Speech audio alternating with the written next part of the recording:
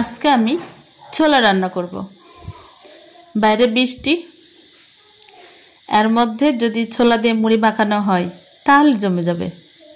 ছোলাতে রয়েছে প্রচুর পরিমাণ প্রোটিন, কার্বোহাইড্রেট, শর্করা, ভিটামিন, ক্যালসিয়াম সহ আরও অনেক পুষ্টি উপাদান, যা আমাদের স্বাস্থ্যকে উন্নত করতে সাহায্য করে।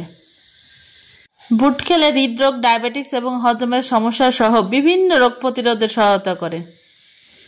সবচেয়ে বড় কথা, বুট ভুনা খেতেও মজা লাগে। এটা যদি কাঁচা মরিচ, শসা, কাঁচা পেঁয়াজ দিয়ে খাওয়া যায়, সঙ্গে একটু হালকা লেবু, খুব মজা লাগে। তবে আমি আজকে খাবো মুড়ি মাখানো, মুড়ি দিয়ে মাখিয়ে খাবো। চলে যাই মূল রেসিপিতে। প্রথমে আমি রাতে বুটগুলো ভালো করে ওয়াশ করে ভিজিয়ে রেখেছিলাম নর্মাল পানিতে। তারপরে এটা ভালো করে ওয়াশ করে নিয়ে এখানে আমি কাঁচা পেঁয়াজ, রসুন আর কিছু কাঁচা মরিচ দিয়ে হালকা একটু লবণ আর হলুদ, জিরের গুঁড়ো, ধনিয়ার গুঁড়ো, সব রকম গুঁড়ো অল্প অল্প করে দিয়ে 5 মিনিট কষিয়ে নিচ্ছি। আমি সঙ্গে একটু মরিচের গুঁড়ো অ্যাড করে দিলাম। তার সঙ্গে কয়েকটি ছোট ছোট আলু দিয়েছি।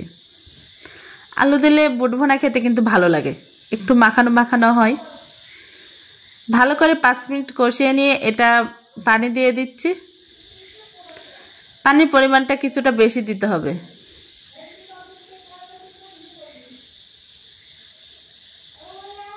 এখানে আমি ঢাকনা দিয়ে ঢেকে দিলাম।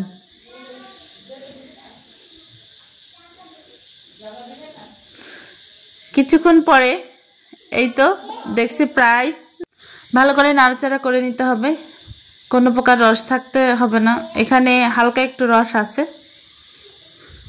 আমি এখন আলুগুলো থেতনা দিয়ে নেব, ভালো করে থেতো করে দিচ্ছি।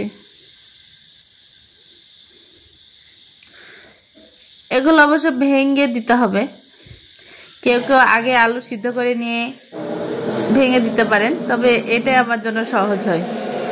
আলুগুলো ভেঙে দেওয়া কমপ্লিট। এখন আমি আরেকটু ভালো করে মিক্স করে দিচ্ছি।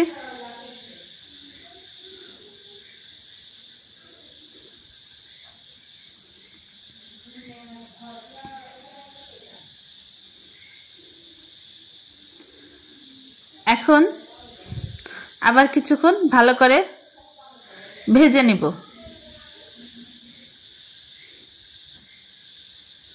আমার বুট রান্না কমপ্লিট। ওকে, ভালো থাকবেন, দেখা হবে নতুন কোনো রেসিপি।